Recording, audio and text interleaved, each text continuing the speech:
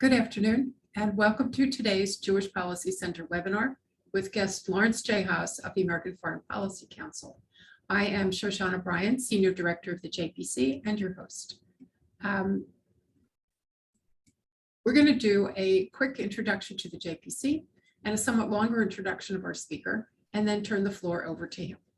The Jewish Policy Center was founded in 1985 as a 501c3 organization providing analysis of foreign and domestic policy by scholars and commentators. We support a strong American defense capability, U.S.-Israel security cooperation, and missile defense. We support the legitimacy and security of Israel against anyone who would deny them.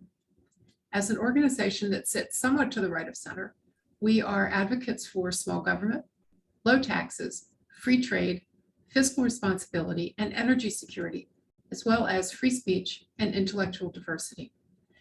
We are in our third year of webinar programs. I never thought we'd be doing this long, but it is one of the good things that has come out of the pandemic. And we have brought you some outstanding speakers. Richard Goldberg on Iran sanctions, award-winning journalist Claudia Rosette on the Hong Kong uprising, and then again on human rights in China, or the lack of human rights in China. Stephen Blank on Ukraine's war and Russia, Jonathan Schanzer on the Gaza war, IDF General Asaf Orion on U.S.-Israel security relationship and the changes in both countries based on their relations with China. Scholar of Islam Harold Rode on Turkey's determination to enhance the Islamic nature of Jerusalem. We've brought you Ilya Shapiro, Douglas Fife, Michael Duran, Arsen Ostrovsky, and more. You can find them all and many other things on our website at jewishpolicycenter.org. That's Jewish Policy Center, all one word, .org. Today, we're going off on a slightly different tangent. We are not looking at them, whoever they are. We are going to look at us. It should be no surprise to you that America is divided and increasingly nasty. This is a difficult time at home and abroad, we get it. But we haven't always been this way with each other. And I thought we could use a reminder of the relationships between Republicans and Democrats in Washington that carried us through some of the most difficult times of our national existence, and that would be World War II and the post-war period. And Lawrence Haas is exactly the guy to do that. Larry is a former White House official, both communications director for the White House and working in the Office of Management and Budget. He's also an award-winning journalist and presently senior fellow for U.S. foreign policy at the American Foreign Policy Council. He writes widely on foreign affairs, is quoted often in newspapers and magazines, and appears frequently on TV and radio. Larry writes a column on foreign affairs that appears in a variety of outlets.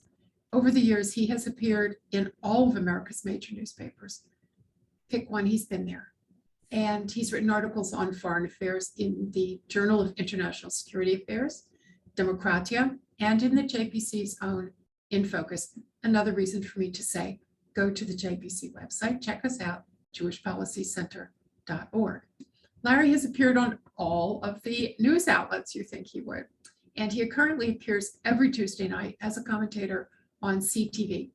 He's been a guest lecturer at the Government Affairs Institute and the Legislative Studies Institute, and has spoken at Ivy League universities, as well as Montgomery College here in Maryland, spreading the wealth of his knowledge in a very egalitarian fashion. You don't have to pay Ivy League prices to learn from Larry Haas. He has also testified before Congress.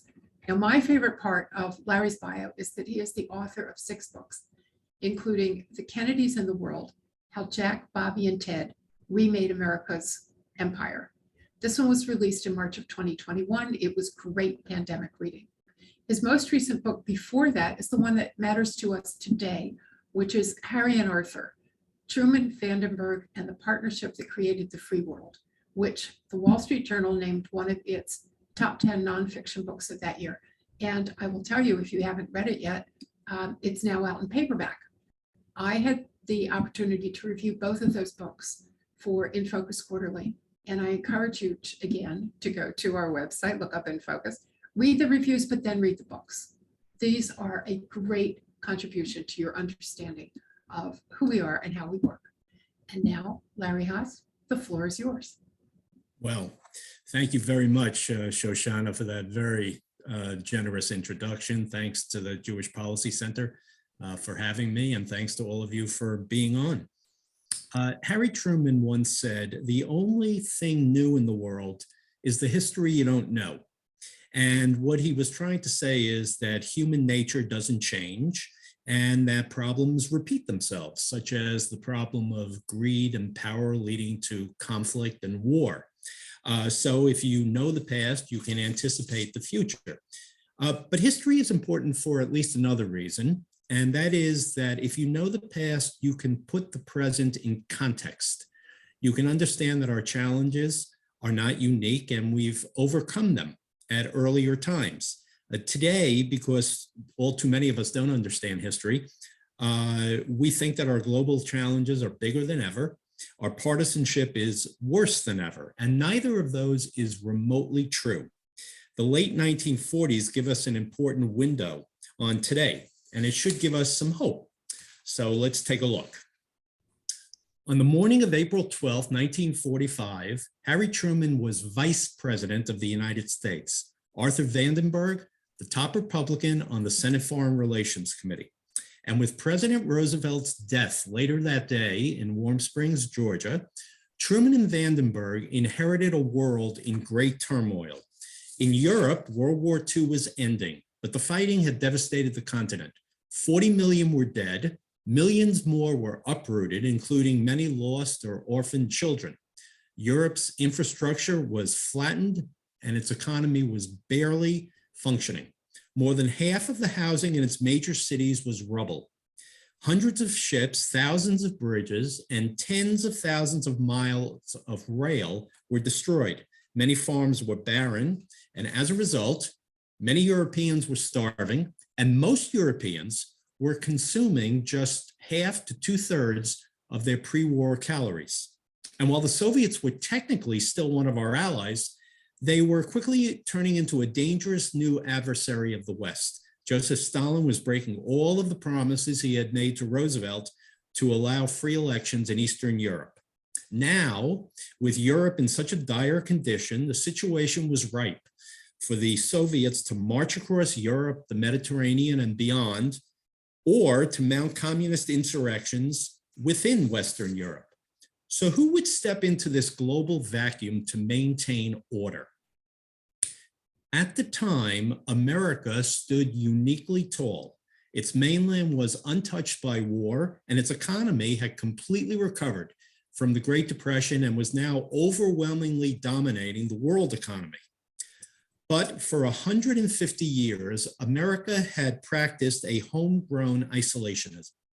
It was largely guided by George Washington's warning in his farewell address of 1796 to steer clear of permanent alliances. After World War I, America had once again turned inward, rejecting membership in the League of Nations, largely disarming and erecting new trade barriers.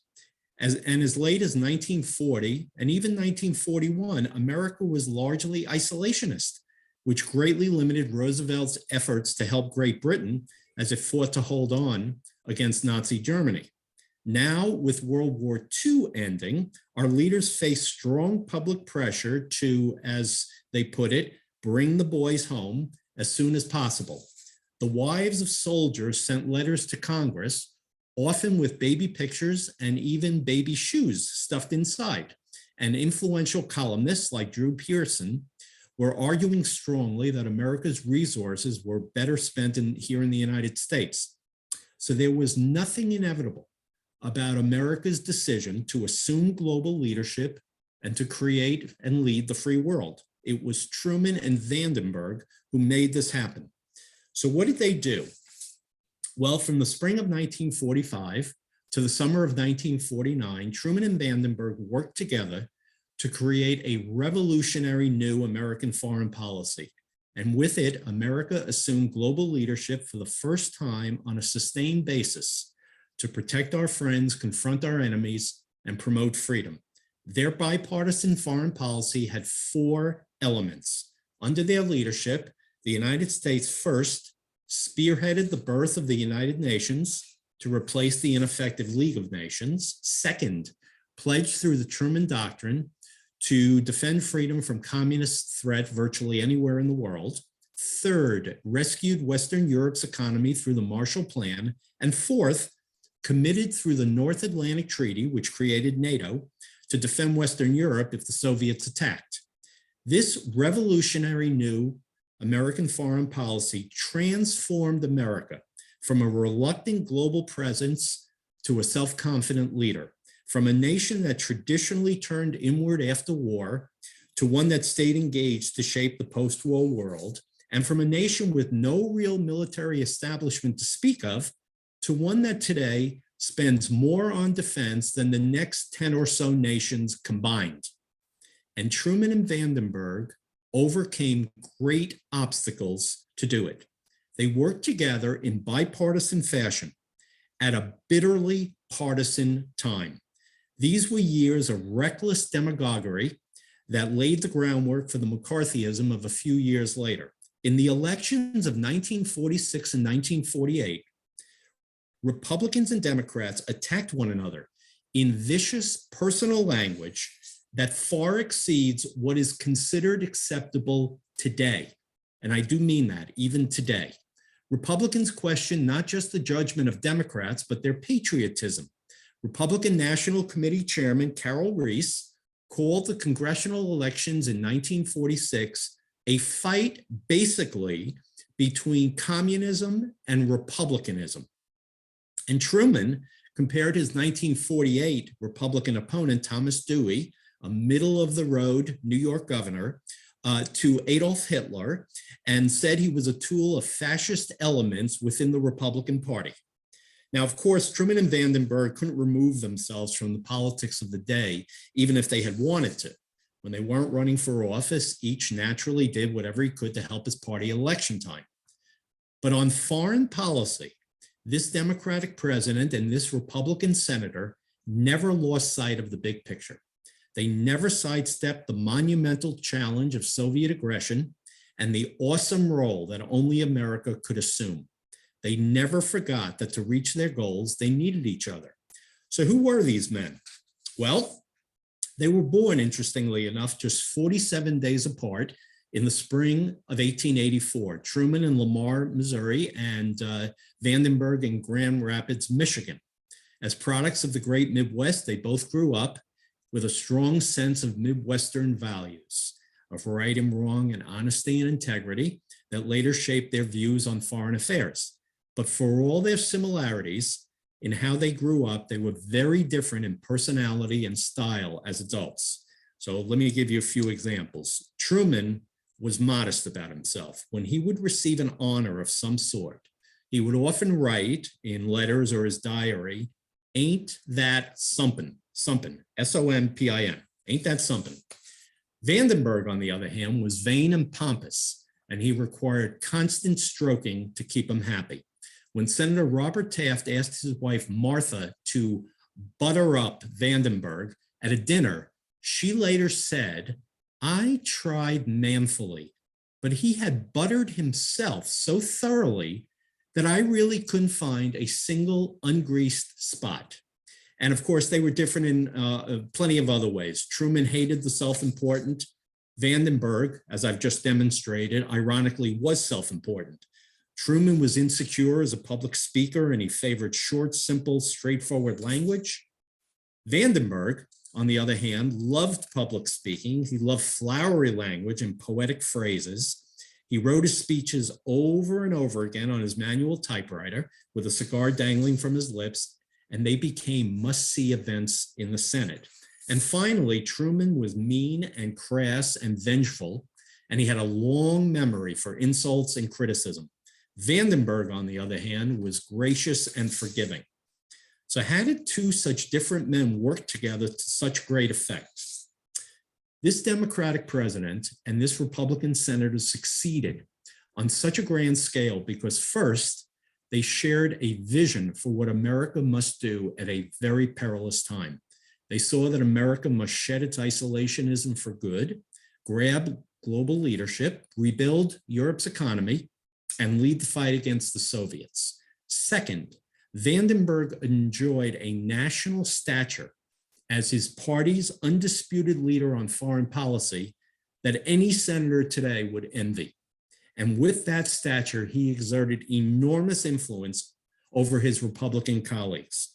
And third, and most of all, Truman and Vandenberg would not let the differences in personality and style or the politics around them threaten the job at hand. If Vandenberg needed stroking before he would cooperate, Truman provided it. If Truman became mean and petty, Vandenberg would save the day with his grace. If the two men needed to communicate privately during times when their parties were fighting, they did so. So what can we take from this and other history? Well, I think there are some lessons. First, and they're quite relevant to today. First, partisanship is not an all or nothing proposition. In the 1940s, as I've demonstrated with regard to the partisanship and the fierce language, politics was an even meaner business than it was today. And on domestic policy in the late 1940s, while Truman and Vandenberg were creating a new foreign policy, the parties fought bitterly over every aspect of domestic policy, the budget, taxes, housing, labor, and everything else. The same could be true today. The parties obviously have major differences over domestic affairs, but there's a possibility of coming together, as I'm going to explain, over foreign policy. Second, I should tell you that there is more bipartisanship these days, and there always is more bipartisanship, even during bitterly partisan times, than people realize. There's great attention on the top tier issues, and people lose sight of what's happening at the second tier. So let me give you just a few examples. There is competitiveness legislation that has overwhelmingly passed both chambers in strong bipartisan fashion and will likely become law. This is to strengthen America's ability to compete with the Chinese overseas, whether it's on manufacturing or other things. It's potentially very important. There is a Prevent Pandemics Act, which pretty much explains itself, prevent and prepare for future pandemics. That just was passed out of the Senate Help Committee on a bipartisan 20-2 vote and has a good chance of becoming law this year. Postal reform passed in a bipartisan fashion, both chambers, and if Biden hasn't signed it yet, he's about to. And of course, there's the effort to change the rules and clarify the certifying of presidential elections, an effort that Joe Manchin and Susan Collins are leading in the Senate and also could well become law this year. And that is really just a very small sample of what is going on sort of below the first level. Third, I should say that personal relations are often overemphasized in Washington. I think for the most part, they don't drive policy. I've already explained how Truman and Vandenberg were very different people. We had read and heard many things about how Joe Biden had great relations on the Hill. He was going to charm Mitch McConnell. They were going to get great things done, move through the partisanship on top tier issues. It mostly has not happened, and I'm not terribly surprised by it. Nobody came in with a reputation for smooth talking and strong relations across partisan lines than the first President Bush. And when he first got into office, he invited virtually every member of Congress down to the White House to tour the private rooms, to jump on the Lincoln bed and all the rest. By 1992, as his poll numbers were sinking, not only Democrats, but Republicans were running from him. There are larger things that drive policy than personal relations. Fourth, I should say that foreign policy through our history, and not surprisingly, is a more unifying force than domestic policy. And I think it's for quite obvious reasons. As Jack Kennedy said, domestic policy can hurt you. Foreign policy can kill you. So it's not surprising that we see great unity when we are threatened from abroad, whether that's Pearl Harbor, the Cuban Missile Crisis, 9/11, or a whole variety of other incidents. And then fifth and finally, I think frame of reference. matters a great deal when it comes to the making of foreign policy. If you came of age in the late 1940s, when Truman and Vandenberg were doing their thing, you were part of the Munich generation. That was your frame of reference. The main lesson you learned is that you don't appease dictators like Adolf Hitler. And if you do appease them, it leads to bigger problems in the future. If you came of age in the 1970s, you might have had a frame of reference that I will say was Saigon. It was the end of the Vietnam War, the last helicopter leaving South Vietnam with people literally hanging on, the bars at the bottom of the helicopter because they wanted so badly to get out of Vietnam before the North fully took over. And you probably took from that a lesson of American overreach, a lesson of quagmire, and a lesson of perhaps we shouldn't go to war so quickly. If you came to age in the early 2000s, your frame of reference might be Iraq, where even for all the differences with Vietnam, you may very well have taken away the same lesson as Vietnam. American overreach, American problems, America causing chaos and mayhem, and all the rest. I am greatly oversimplifying, of course, what happened in all of these situations. But there's a point here, which is that today, it is possible that the frame of reference for those coming of age is Ukraine. And maybe the lessons that we will learn will be a much different one. I mean, think about what we have seen over the last month. We have seen broad bipartisan support, not just in the United States, but across Western Europe for the sanctions, crippling sanctions, some of which I believe were strengthened today or yesterday in the NATO meeting against Russia for its invasion. We have seen the United States and its allies providing increasingly strong weapons to the Ukrainians to fight against the Russians. And we have seen, with great public support, I would submit to you, a restoration of US leadership of the Western Alliance, of the free world. And that could prove quite consequential. I do believe that that is reinforced by a growing recognition, not just that we face a world of rising authoritarianism, not just that China is probably our major long-term challenge and adversary, but also the increasingly close relations between China and Russia. And I think there is great recognition and kind of a relearning of what's at stake overseas, the value of American leadership, and what is going on overseas that we better get some better answers to.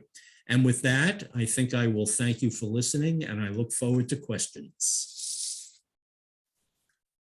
Thank you, Larry. That was, it's great to refocus. I mean, what you really did is refocus us on our own history and where we've been and maybe where we're going. So we have a bunch of questions, and I will take one from a listener right now who asks, why aren't the bills that are bipartisan publicized more by the leaders of both parties? Is there a purpose by the Dems and Republicans to keep the animosity and divisiveness front and center?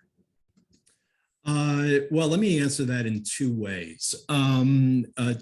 Those who are working on the bipartisan bills are doing their best to publicize them. Having said that, there are two reasons why they don't break through. There was an old expression in journalism, which was, if it bleeds, it leads, which is, conflict. And the bloodier, the better, tends to be what reporters and columnists and others in the media want to focus on. And that's been going on for scores of years. And I don't expect that to end anytime soon. And yes, sometimes each party does find the need to underplay the bipartisanship, because after all, when they go home in increasingly gerrymandered House districts and increasingly divided red versus blue states, you don't get much applause for saying, I have worked with the other side on 3 significant pieces of legislation. You get much more applause by saying, I held firm against those mean and bitter and un-American so-and-sos on the other side. So yeah, it's a quite unfortunate thing, but yes, politically, sometimes they do underplay their accomplishments for with the goal of picking up seats in the next midterm or presidential election. So this goes along with another question in our pot. If the progressive left has information dominance through academia, through Hollywood, through corporate executives and news media, can genuine bipartisanship with policy give and take actually take root? And it goes with the other question, is the country really as divided as we think it is, or is that clickbait? You know, I think the second part of that is a terrific question. Let me take them both.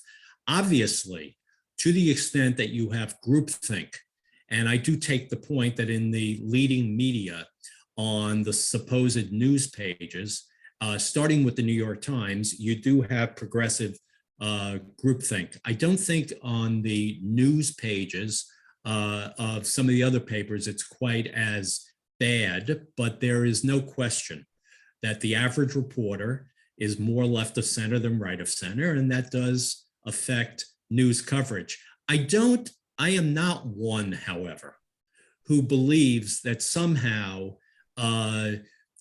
liberals or progressives cannot do not succeed on talk radio as they've tried to do and haven't succeeded, because somehow conservatives control the airwaves, they control, you know, all of corporate America, and they don't give progressives a chance. Nor do I believe that because there is this groupthink on the left that obviously has great influence in academia and the news media and, you know, other organs, that somehow conservative voices are stifled.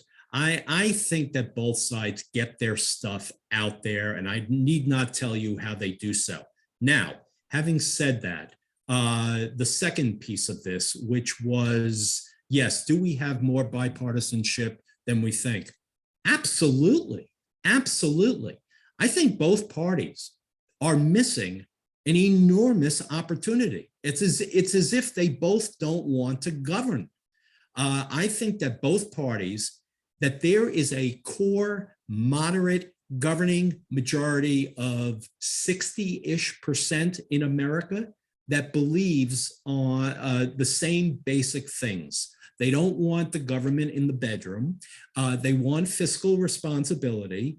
They do want a strong defense, or at least strong enough. And you know what else? They want common sense. Now, I don't want to go too far on this, because I could take up the rest of our time here. They don't want political correctness. They want, so on the left, I'm criticizing. They want attention to facts. So on the right, I'm criticizing. But I do believe, to this question, and this is really important, there is a governing, I'm convinced there's a governing majority that neither side, for political reasons, can find its way to seize. So there's a wonderful piece of video that lives. You said there are larger things that drive policy than personality. You were talking about Yes. Danforth's personality and Truman's personality. But there was a wonderful piece of video of Ronald Reagan, Tip O'Neill, and Howard Baker at the theater, sitting together in hysterics over some comedian doing something. I don't remember what he was doing. But doesn't it seem that images like this help to reinforce the concept that you can talk about issues, you can talk about policies, and you can disagree on those policies, but it doesn't have to turn into the kind of nasty and backbiting scenes that we have today? How do we get back to there? Could Joe Biden go to the theater with Mitch McConnell? I don't know. I'm not suggesting they do that, but I think Reagan and O'Neill were making a larger point that for all the disagreements they had, which were intense, they were still doing the same thing for the same people. Well, I think that's right. Look, I don't underplay the important symbolism of that. And guess what? Speaking of bitter enemies, how about Bill Clinton and Newt Gingrich not just working together in the cabinet room and the Roosevelt room of the White House, but sharing a stage and debating their different visions of government? So absolutely, I think that's important. You know, I'm reminded that there was this incident during the Obama years in which Obama made a big deal about inviting John Boehner, the House Speaker at the time, to golf, and they golfed together. And then there was a lot of commentary, well, that really didn't do anything. You know what? This is this has to be a sincere process. It has to be one of those things where, like, you know, I'm gonna get to know this guy, and we're gonna be honest with one another. Now, will it eliminate the disagreements?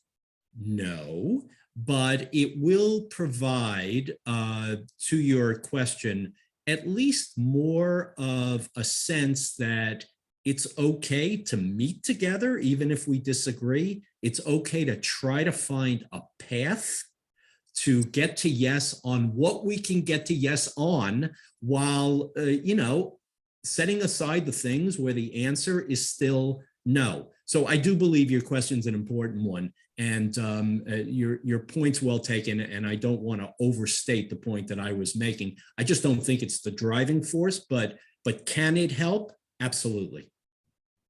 Thank you. So a listener suggests that bipartisan agreement might have to follow rather than precede one side or the other building a solid electoral majority for its views, and then others could come along, making the point that the last couple of presidential elections have been very narrowly decided. And this was even before the cancel culture and, you know, a lot of the stuff that goes on online. So is it possible that we are actually more divided, that somewhere we have to get the policies out there before we can get the bipartisanship to follow it? I don't know. It's a tough question. Certainly, you know, when Ronald Reagan won 60% of the vote in 1984, the Democrats did feel somewhat compelled to work with him on some stuff. You'll remember famously that, or at least some of us will remember famously, that Richard Nixon won about 60% of the vote in 72, and actually even before then was doing a lot of cooperating with Democrats on domestic policy while they were fighting over Vietnam, interestingly enough. So I, you know, this chicken and egg question, I don't know. Let me give you a counter argument to the question, okay, or at least the implication. So Joe Biden wins election in 2020. With apologies to anyone who's left of center on this, who's listening to us right now, I think he made a fundamental mistake, which was the country voted, in my opinion, for a return to normalcy. It was no surprise that Biden won the nomination, because Democrats are more moderate across the country than they are in Washington, and certainly than they are in AOC's district in Brooklyn. And the country, as I've said previously, is more moderate. I do believe that if Joe Biden had taken an incremental step towards restoring normalcy and had addressed, you know, the economic problems that we were still suffering from, I think he'd be in a lot better shape. I think his fundamental mistake was to try to do what the left calls transformative change. I don't think anybody voted for transformative change. That's why Build Back Better isn't going anywhere. And that, I would submit to you, is a large part of his problem. So I think he missed a great opportunity. Yeah, I wonder if he could get another opportunity, perhaps in a foreign policy issue, to get it right the second time. I agree that he could have done better the first time. I think he's getting it right on Ukraine, Shoshana. I really do. I was going to go there. Ukraine, also the rise of China. Yes. How we feel about Russia. You know, those are all areas where I think there might have been more division. Not Ukraine, we didn't really think about Ukraine. until the war. But China and Russia, as rising powers, as concerns for us for the future, I think the war in Ukraine has sort of solidified people's view about what the US has to do. So maybe he gets a second chance. Maybe he gets a chance to bring some guys to the White House, talk to them about where he's going, talk to the country about where we're going. Maybe. Yeah, I think so. I think this is an opportunity. And what I think is great about this opportunity, however horrific the war is, of course, is that it's a reminder to an older generation, and it's a teaching moment to a younger generation. No one is going to defend freedom if the United States steps away. We were waiting in the wings when the British stepped away in the late 1940s, okay? No one is waiting in the wings. I think people are understanding that. I think people are getting a reminder or tutorial that only the United States can rally the allies. You can't, in the famous phrase of President Obama, America cannot and should not lead from behind. We should lead from the front. And I would say, thirdly, to your point about China and Russia, I mean, think about this. We've got China, we've got Russia invading Ukraine, but at the same time, we have China saber rattling about Taiwan. And I think people who are doing any reflection are reflecting on the fact that we have appeased Vladimir Putin more than once over the years, most famously, I would suggest to you, in 2014, when he took Crimea, and the only thing we provided was moral support and humanitarian aid. I think that was the place perhaps to rally the allies. President Obama did not have the same outlook as President as President Biden. I think that we're actually fortunate that we have an internationalist in the White House at the moment, and that we do not have either of our last two presidents in the White House right now. And maybe this is Pollyannish, but I think there's an opportunity here for Biden to step up for his own good, for the country's good, and for the world's good. When I say his own good, I mean political good, the country's good and the world's good, in terms of resurrecting and leading the Western alliance and taking a stand here as an important signal to China and other adversaries around the world that, yes, we do mean business, and yes, we are committed and will defend the liberal order. So I usually save, as you know, the Pollyanna question for the end of the program, but we got it in early today. And I do have a few more questions. And we have okay. You mentioned gerrymandering. Can you talk to us a little bit about the role of gerrymandering in increasing partisanship, dividing people with more lines? Sure. So, presuming that people have a general sense of what gerrymandering is, it simply means the drawing of congressional districts in the aftermath of a centennial census. And the more you gerrymander, what that means is the more you write districts so that there are either a propensity of Democratic voters in it or a propensity of Republican voters, as opposed to a mix of both. So you're representing a district that's 80% Democratic, or you're representing a district that's 80% Republican. All else being equal, those folks, particularly with activist bases in either party, will be more inclined to want to see partisanship, to want to defend Democratic or Republican principles, than they will be people who sort of mingled together anyway in their districts and want to see bipartisan achievement. The more of those people that come to Washington, the less inclined they're going to be to vote for bipartisan legislation. In a sense, it's surprising that we have as much bipartisanship as we do. And also, I will say one more thing is going on to add to the gerrymandering problem, which is that people are separating themselves by party, and they're literally moving. to be in either redder or bluer states or districts. So it's a mutually reinforcing phenomenon that is reinforced by cable TV on one side or the other, print media on one side or the other, social media. So it's a growing challenge when it comes to trying to build bipartisan support on any challenge. Does that also tend to eliminate the possibility of third-party candidates? If you create districts that are so determinedly one thing or another, does that rule out the third-party guys? Yeah, it does. But another thing that makes it very difficult to create a third party are party election rules. And I am not an expert on this, but I do know that it is just under election law difficult for a third party to get created and become viable in a national way. I don't know as much as I should about the rules, but yes, absolutely.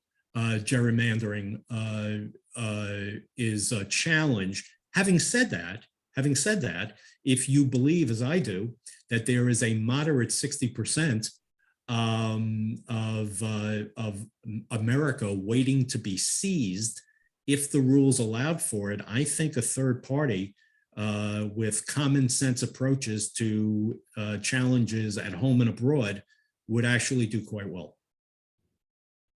Maybe. It's another hopeful thought, right? Right.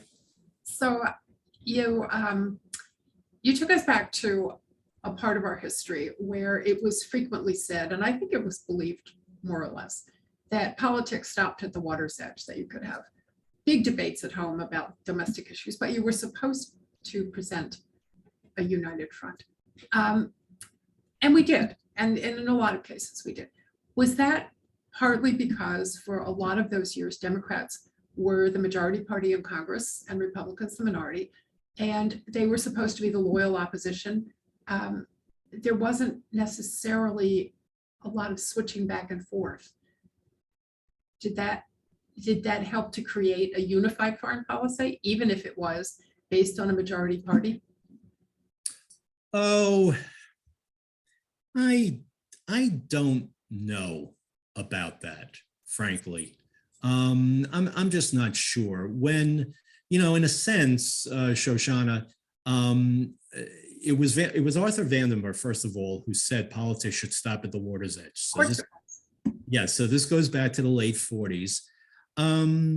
Another way to look at this is it was a golden moment, and while we can see it again, and we have seen it, after 9/11, and after other incidents of real national challenge, it's also the case that it is honored in the breach.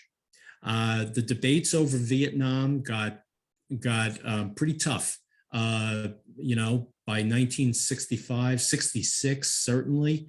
After Johnson greatly militarized the war, it was Democrats who were leading the fight to challenge him.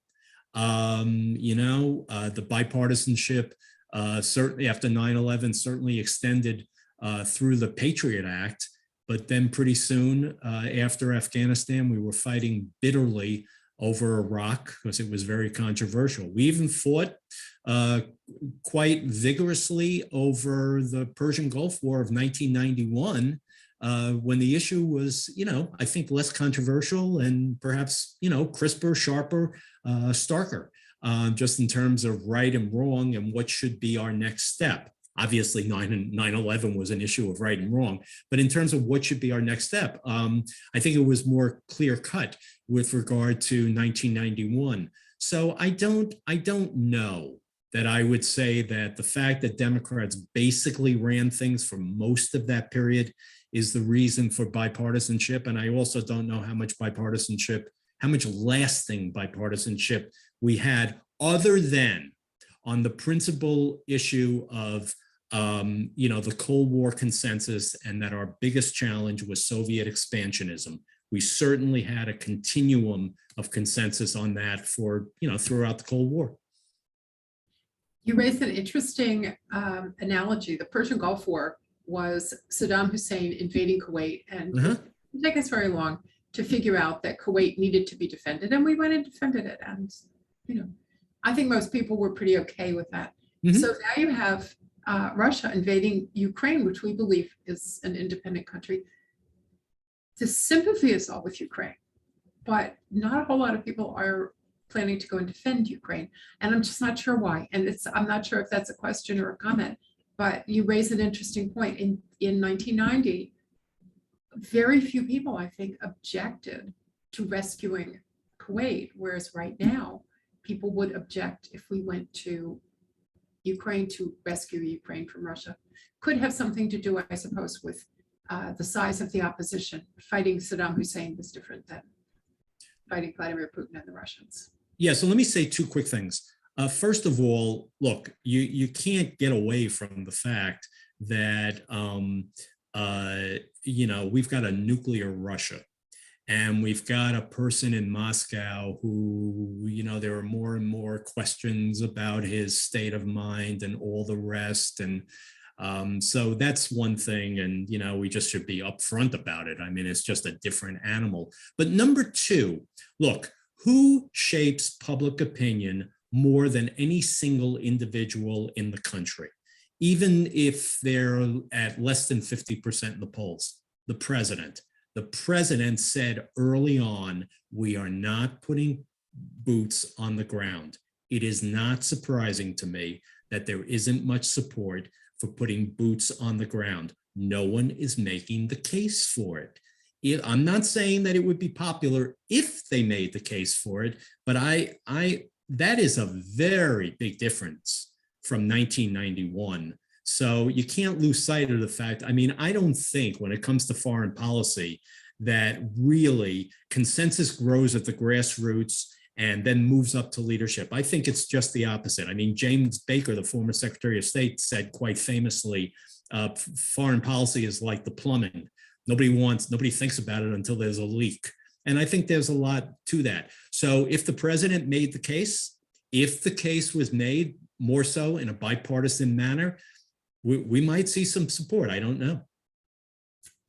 Good thought. And one last question. Yep. Based on the fact that we've just discussed the war in Kuwait and the war in Ukraine and all the other potential wars, we have a lot more military experience in Congress now than we have had since the early days. Is it possible that a larger number of veterans who have different ways of approaching problems than civilians do could increase bipartisan cooperation on the Hill?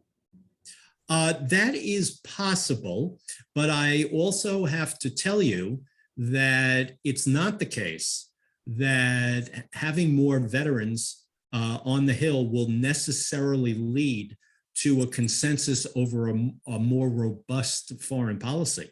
I have great respect for veterans, but I do find that they have a diversity of views, just like the rest of us do.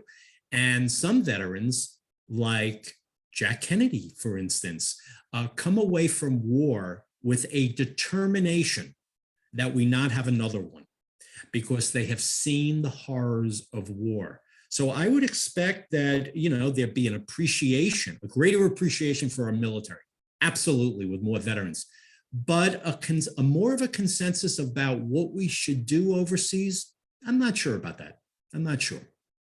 Okay, so that is not the usual upbeat, positive note upon which— I'm sorry. I know you're sorry. I'm sorry too. That's okay, because this has been a really, really enlightening webinar. I think we have been able to focus on different things here than we normally do.